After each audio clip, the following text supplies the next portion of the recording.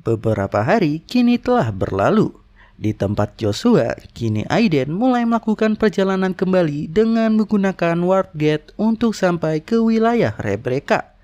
Tapi sebelum itu, Aiden kini memberitahu para penjaga kalau dirinya akan pergi ke wilayah Rebecca terlebih dahulu dan akan kembali secepatnya. Terlebih lagi, dirinya sudah membuat surat laporan tentang kemunculan monster kepada Kekaisaran Avalon. Yang membuat mage penjaga kini mengatakan kalau dari yang dirinya dengar, ada seseorang dari Kekaisaran Hubalt yang pernah menyusup ke Kastil Rep 3 hari yang lalu. Dan orang itu kini telah menghilang, menyarankan agar Aiden kembali secepatnya. Kini akhirnya Aiden melanjutkan perjalanannya ke wilayah Kastil Rep. Di dalam kereta kini terdapat Joshua dan juga Iselin Jin Rebecca. Di sini Iselin mencoba mengajak Joshua untuk berbincang karena dirinya masih tidak mengerti kenapa Joshua meminta artefak sebagai ganti untuk melindungi dirinya. Padahal dirinya sekarang telah menjadi seorang buronan yang sangat diincar keluarga Cromwell. Tapi Joshua mengatakan kalau dirinya tidak menginginkan apapun dari Iselin karena dirinya bisa mendapatkan imbalan yang pantas dari Kapten Aiden.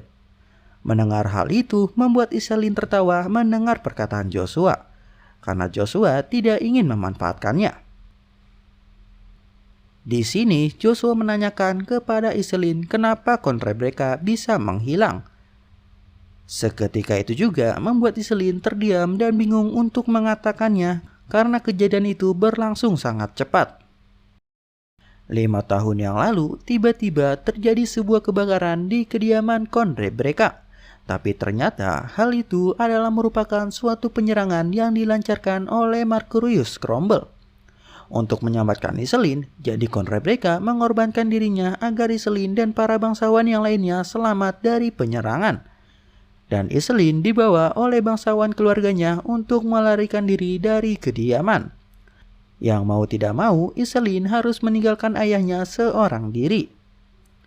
Di saat para prajurit datang untuk membantai keluarganya, kini Count Rebecca memasang suatu magic dan meledakkan dirinya bersama para prajurit yang menyerang.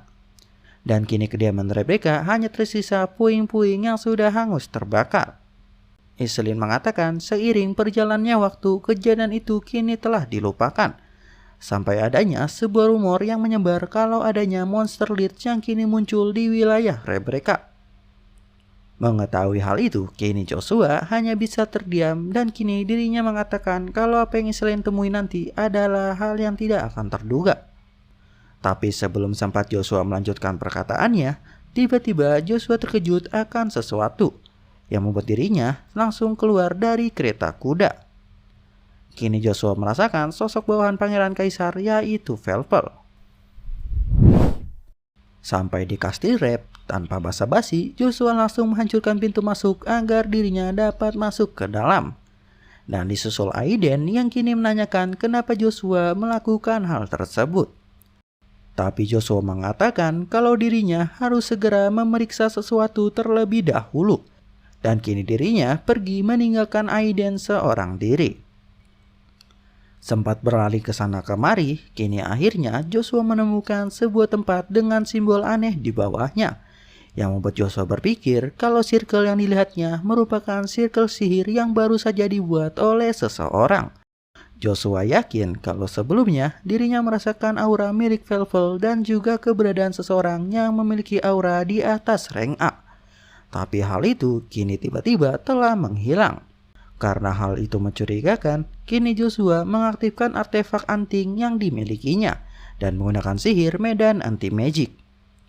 Yang seketika itu juga Joshua dapat melihat keberadaan tersembunyi yang berada di depannya. Dan ternyata orang yang dikabarkan menghilang selama 3 hari merupakan paladin Christian yang sebelumnya terjebak di kastil. Di sini Joshua menanyakan kepada Christian apa yang sebenarnya terjadi. Tapi Christian memberitahu Joshua untuk berhati-hati dengan makhluk yang ada di belakangnya. Joshua yang tidak menyadari keberadaan makhluk tersebut secara tiba-tiba menyerang Joshua dan berhasil mengenai dirinya. Yang membuat Joshua terkejut dan mengatakan kalau dirinya tidak percaya, tidak menyadari keberadaan monster yang ada di dekatnya. Dan ini pertama kalinya dirinya melihat seorang Death Knight yang sangat berbeda. Tiba-tiba, kini Lugia aktif dan mengatakan kalau Death Knight yang berada di depannya adalah incarannya. Yang seketika itu juga membuat Yasuo terkejut dan mengalami sakit kepala yang sangat parah. Di saat Joshua sedang lengah, kini Death Knight berusaha untuk menyerangnya secara diam-diam. Tapi kini tubuh Joshua sedang dirasuki oleh Lugia yang mencoba untuk mengendalikannya dan berhasil menahan serangan dari Death Knight yang mencoba untuk menyerang. Di sisi lain, Christian terkejut dan berpikir siapa Joshua sebenarnya, karena dirinya dapat merasakan energi holy dan demonik pada Joshua secara bersamaan. Apakah mungkin hal itu dapat terjadi? Di sini Joshua semakin kehilangan kendali dan mulai menyerang secara agresif menggunakan tombaknya. Walau begitu, serangan tersebut dapat memukul mundur Death Knight yang dilawannya. Dan kini Joshua mengatakan kalau dirinya tahu serangan tersebut tidak akan langsung membunuh Death Knight dan menyuruh Death Knight agar mati dengan tenang. Mendengar hal itu, kini Death Knight mulai berbicara dan mengatakan kalau hal itu sangatlah konyol. Dan kini dirinya mulai mengeluarkan sebuah sword main yang dimilikinya yang seketika itu juga membuat sebuah pedang aneh.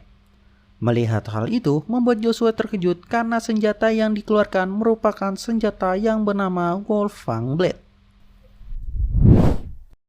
Di istana Kekaisaran Swallow, kini ternyata Archduke Lucifer merupakan seorang pengkhianat yang mendukung Dracia. Karena menurutnya Kaisar Verona sudah terlalu lemah untuk menjadi seorang kaisar. Dan Lucifer mengatakan kalau dirinya ingin melakukan sebuah peperangan. Mendengar hal itu, Kaisar Verona mengatakan kalau dirinya tidak setuju dengan rencana Lucifer. Karena peperangan hanya mengakibatkan pengorbanan penduduk yang tidak bersalah. Itulah yang membuat Lucifer kini mengatakan kalau Kaisar Verona tidak sepemikiran dengan dirinya. Dan seharusnya Dracia lah yang menjadi seorang kaisar. Karena jika itu Dracia, pasti dirinya akan setuju. Di sini Kaisar Verona menanyakan sudah berapa lama Lucifer merencanakan hal ini. Kalau hal ini terjadi, maka akan menimbulkan sebuah peperangan saudara. Tapi kini Lucifer mengatakan agar Kaisar Verona tidak usah khawatir, karena masih ada Gandar yang akan mengurus kekaisaran. Dan kini mengatakan kalau Duke Alsma kini telah tewas. Mendengar hal itu membuat Duke Verona sangat terkejut dan mengatakan kalau semua ini tidak akan berjalan sesuai keinginan Lucifer. Kini Lucifer berniat untuk menghabisi Kaisar Verona dengan kedua tangannya. Dan begitulah nasib tragis Kaisar Verona yang kini tewas di tangan Lucifer. Di sisi lain, kini Death Knight terlihat dalam kondisi yang sangat parah akibat serangan yang dilancarkan oleh Joshua. Dan Death Knight kini mulai tersadar dan menanyakan kenapa dirinya bisa berubah menjadi seperti ini. Joshua menjelaskan kalau kebencian yang dalam dapat membuat seorang kesatria berubah menjadi monster Death Knight yang buas. Tapi jiwa yang ada di dalam monster tersebut merupakan seorang manusia, dan hal itu tidak dapat berubah. Dan Joshua kini menanyakan apa Death Knight dapat berjalan di jalan yang sama dengan dirinya. Dan Joshua mengatakan kalau nama asli Death Knight tersebut ternyata adalah Duke Alsma. Pada beberapa waktu yang lalu, sejak Duke Alsma kalah berduel dengan Knight Uravis, dirinya telah kehilangan kebanggaan sebagai seorang kesatria. Dan posisinya sebagai seorang master pedang kini telah menghilang. Tapi suatu ketika, dirinya dibunuh oleh seseorang yang dilayaninya, yaitu saudara Kaisar Verona yang merupakan seorang penguasa pertama, yang bernama Demero Felgrace. Dalam kondisi sekarat itu, Duke Alsma menanyakan kenapa Demero tidak mengambil tahta pada waktu itu, padahal dirinya adalah salah satu orang Lannister yang kuat. Di sini Demero mengatakan kalau dirinya tidak tertarik dengan tahta. Terlebih lagi, dunia sekarang terasa membosankan. Dirinya pikir lebih baik posisi kaisar digantikan oleh Lucifer. Mendengar hal itu membuat Duke Alsma sangat kesal dan menyalahkan dirinya akan kondisinya yang tidak berdaya. Tapi Demero mengatakan kepada Evergrande agar lebih baik menjadikan Duke Alsma sebagai makhluk demon ciptaan. Dengan begitu, seharusnya monster itu akan membantu dalam rencananya. Mendengar hal itu membuat Evergrande tertarik mencoba sebuah eksperimen monster dan mengatakan kalau ini akan menjadi suatu hal yang menarik. Kembali ke Joshua, kini Duke Alsma sadar kalau dirinya telah melakukan hal yang sangat salah. Meminta Joshua untuk segera membunuh dirinya. Menganggap jika dirinya tidak dibunuh sekarang, maka dirinya akan menjadi boneka bagi para pengkhianat. Tapi Joshua kini menawarkan sebuah perjanjian yang lebih baik kepada Duke Alsma. Karena dirinya akan mengambil alih kendali diri dari Duke Alsma. Tapi sebagai gantinya, Duke Alsma harus meminjamkan kekuatannya. Dengan begitu, Duke Alsma memiliki alasan untuk menjadi seorang Death Knight. Dan Joshua mengatakan itulah hal yang bisa dirinya berikan untuk menghormati Duke Alsma, yaitu Will King yang dulunya seorang penguasa negeri ini.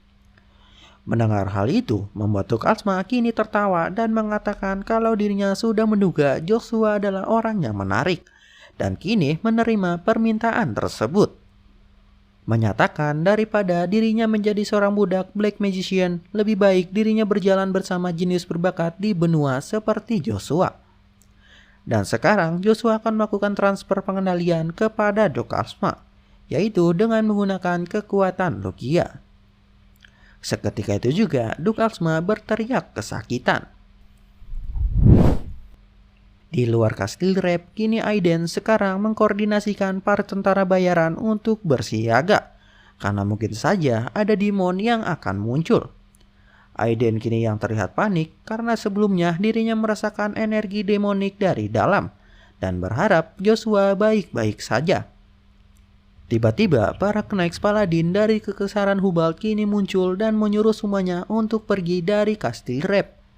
Dan salah satu Knights bernama Mondarian mengatakan kalau dirinya diutus oleh Kekaisaran Hubalt. Di sini Aiden mengatakan kalau dirinya tidak bisa pergi begitu saja karena masih ada seseorang rekan di dalam kastil. Tapi Mondarian mengatakan agar para tentara bayaran membiarkan dirinya masuk. Jika tidak akan ada pertumpahan darah. Karena semakin banyak korban di dalam kastil, maka akan semakin banyak demon. Sebelum Mondarian dan Aiden kini mulai cekcok, kini tiba-tiba terasa aura demonik yang sangat kuat dari dalam kastil. Yang membuat Aiden berpikir kalau ada sesuatu hal yang berbahaya akan keluar. Di sisi lain, Mondarian langsung menyuruh para Knights untuk siap siaga menyerang demon yang terlihat.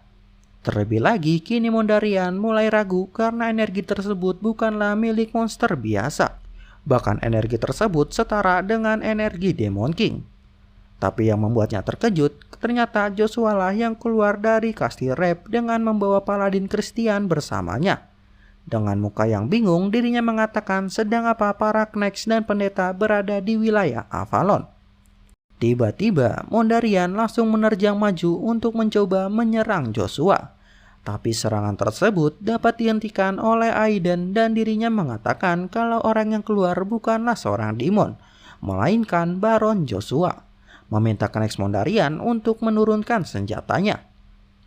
Tapi Mondarian tetap tidak mau karena dirinya merasakan energi demonik pada tubuh Joshua. Di sini Joshua berpikir dan mengatakan kepada Logia, seharusnya Logia tidak mengeluarkan energi demonik yang begitu kuat. Tapi Logia mengatakan kalau itu tidak mudah, terlebih lagi dirinya menyerap seorang Death Knight. Di tengah keributan, salah satu Sadness menyuruh Mondarian untuk menghentikan serangannya. Karena ada suatu hal yang terasa janggal. Sang Sadness yang bernama Serian menjelaskan jika Joshua merupakan orang yang memiliki energi demonik sebesar itu, maka Joshua seharusnya dapat memusnahkan mereka semua. Tapi Knights Mondarian masih keras kepala tidak mempercayai, karena bisa saja demon keluar dari wilayah ini. Yang membuat Sadness Serian mengeluarkan sebuah bola artefak Tear of God, yaitu pendeteksi untuk membuktikan Joshua memiliki energi demonik atau tidak. Dan menanyakan apakah Joshua setuju dengan caranya tersebut. Di sini, tiba-tiba Sadness Serian menggunakan telepati terhadap Joshua dan menyuruh Joshua untuk tidak khawatir karena dirinya mampu mengelabui artefak Tear of God. yang membuat kini Joshua menanyakan kenapa Serian mau untuk membantu dirinya. Tapi Serian dengan wajah museumnya mengatakan kalau dirinya ingin membuat kesepakatan. Terlebih lagi wajah Joshua yang merupakan tipenya. Setelah mendengar hal itu, Lugia tertawa dan mengatakan kalau dirinya tidak pernah melihat seorang sains yang tidak suci seperti itu. Dan kini Joshua mengatakan kepada Serian kalau dirinya tidak membutuhkan bantuannya. Dan secara tiba-tiba, kini Joshua mengeluarkan energi suci yang ada di dalam dirinya, yang seketika itu juga menimbulkan cahaya yang sangat terang. Melihat hal itu, Serian terkejut dan berpikir bagaimana seseorang bisa memiliki demonik dan energi suci pada saat yang bersamaan. Seketika itu juga, artefak yang digunakan Serian mulai pergi meninggalkan dirinya dan pergi menuju Joshua. Joshua menjelaskan karena artefak suci itu tidak mau berada di tangan seseorang yang memiliki keserakahan seperti Serian. Dan karena semua orang tidak percaya, kini Joshua akan menunjukkan perwujudan asli dari artefak Tear of God. Yang secara itu juga muncul cahaya yang kuat dan artefak tersebut kini hancur seketika. Tapi yang lebih mengejutkan semuanya adalah muncul sayap pada diri Joshua yang membuat semuanya terkejut. Dan sekaligus heran kenapa Joshua yang bukan seorang pengikut Paladin Hubalt dapat memiliki bentuk sayap malaikat tertinggi. Kini Joshua mengatakan kalau dirinya bukanlah seorang demon ataupun monster yang seperti kalian kira, karena dirinya adalah Joshua Sanders. Walau sudah mengetahui hal itu, tapi Mondarian masih mempermasalahkan karena Joshua telah merusak artefak milik Kekaisaran Hubalt. Di sini Joshua menjelaskan jika artefak itu adalah artefak suci, kenapa orang yang bukan bagian dari Paladin dapat menggunakannya dan menghancurkan artefak tersebut. Seketika itu juga Mondarian tidak dapat berkata apa-apa. Dan juga Serian yang kini mengatakan kalau dipikir-pikir seharusnya artefak Tear of God tidak digunakan seperti itu. Sekarang Joshua menggunakan kekuatannya untuk membangunkan Paladin Christian. Tapi ternyata Paladin Christian memiliki energi demonik yang terpancar pada tubuhnya, yang membuat Mondarian berpikir kalau energi demonik yang dirinya rasakan berasal dari Christian. Tapi dirinya meragukan hal itu karena sebelumnya energi demonik yang dirinya rasakan berada di level yang berbeda. Kini Sadness Serian terburu-buru untuk segera menyelamatkan Paladin Christian karena energi demonik berbahaya untuk orang seperti Christian yang menggunakan energi suci. Dan harus segera membawanya kepada Pendeta Chrysler dan Pendeta Harold. Seketika itu juga para Knights membantu membawa Paladin Christian untuk segera menemui pendeta. Di sini juga Serian menyuruh Mondarian untuk ikut dan tidak mempermasalahkan lagi hal yang terjadi di sini. Dirinya mencoba meyakinkan Mondarian agar mempercayai kalau Joshua bukanlah seorang demonik, yang membuat Mondarian tidak memiliki pilihan lain lagi dan segera pergi untuk kembali. Kini Sadness Serian kembali berbicara kepada Joshua melalui telepatinya. Dirinya mengatakan kalau dirinya tidak tahu apa yang telah Joshua lakukan. Tapi dirinya percaya kalau pasti akan bertemu Joshua kembali. Di sisi lain, kini Lugia sakit perut karena memindahkan energi demonik yang diserapnya kepada Christian. Tapi hal itu membuat Joshua tahu akan kekuatannya yang sebenarnya. Dan Aiden sekarang bertanya kepada Joshua apa yang sebenarnya terjadi di dalam dan maksud dari sayap yang muncul pada Joshua. Apakah itu merupakan kehendak dewa? Kini Joshua mengatakan kalau dirinya akan memberitahu Aiden pada saat dirinya kembali nanti.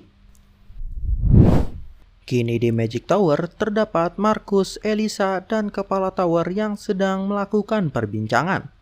Di sini Elisa bertanya kepada Kepala Tower kenapa dirinya mengirim Magician ke wilayah Avalon. Jika terjadi suatu hal, maka Magic Tower juga akan ikut terlibat. Dan Mage Marcus juga setuju dengan perkataan dari Elisa. Terlebih lagi, kenapa Magic Tower memasukkan Tecta ke dalam Master Battle? Di sini Ian Dunperey mengatakan kalau kemampuan asli Tecta jauh melampaui dugaannya, dan dirinya juga sudah memutuskan untuk mengirim orang ke Kekaisaran Avalon atas perintah Evergrande. Mendengar hal itu membuat Elisa terkejut marah karena Kepala Tower menerima permintaan dari pengkhianat Magic Tower. Tapi kepala tower mengatakan apakah mereka ingat perkataan Evergrande sebelum dirinya pergi. Evergrande mengatakan kalau dirinya akan mencari jejak orang itu, orang yang menentukan batas bagi para petarung. Seketika itu juga Marcus mengatakan kalau hal itu mustahil. Terlebih lagi sudah 20 tahun dari kejadian tersebut. Bahkan para petinggi dan pemimpin negara sudah berusaha mencari keberadaan orang itu, namun semuanya sia-sia. Menegaskan kepada kepala Magic Tower, jadi maksudnya Evergrande telah menemukan petunjuk jejak keberadaan Kerath Dick Orbis. Seperti yang diceritakan sebelumnya, Kerath Dick Orbis merupakan kepala keluarga terakhir keluarga Orbis dari keluarga mage terkuat. Dan dirinya merupakan satu-satunya orang yang tahu akan lokasi hutan elf berada. Di sisi lain, kini mage Evergrande terluka akibat kendalinya pada Duke Alsma kini telah terputus, yang membuatnya berpikir apakah ada orang lain yang telah berhasil mengalahkan Death Knight Duke Alsma.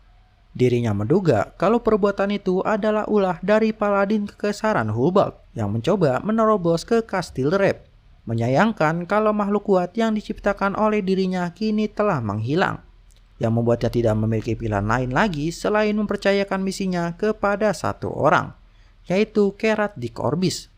Ternyata di sini Evergrande berhasil menemukan Kerath Dick Orbis dan mencoba untuk membangkitkannya.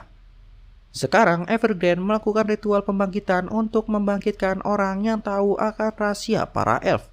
Dan kini Kerath sekarang diberikan nama baru yaitu Berber. Oke, segitu aja dulu pembahasan kita di video kali ini. Seperti biasa, kita kebanjiran fakta baru. Tewasnya Kaisar Verona di tangan Lucifer dan Duke Alsma yang kini menjadi seorang monster. Itu merupakan rencana yang berhubungan dengan Evergrande dan para pengkhianat kekaisaran.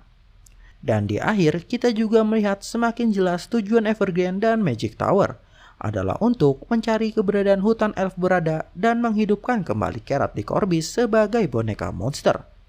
Ya, jadi intinya di video berikutnya perjalanan Joshua akan semakin menarik. Jadi pastikan kalian tidak ketinggalan video terbarunya. Jangan lupa untuk di-subscribe, like, dan komen videonya. Terima kasih buat kalian yang sudah menonton sampai akhir.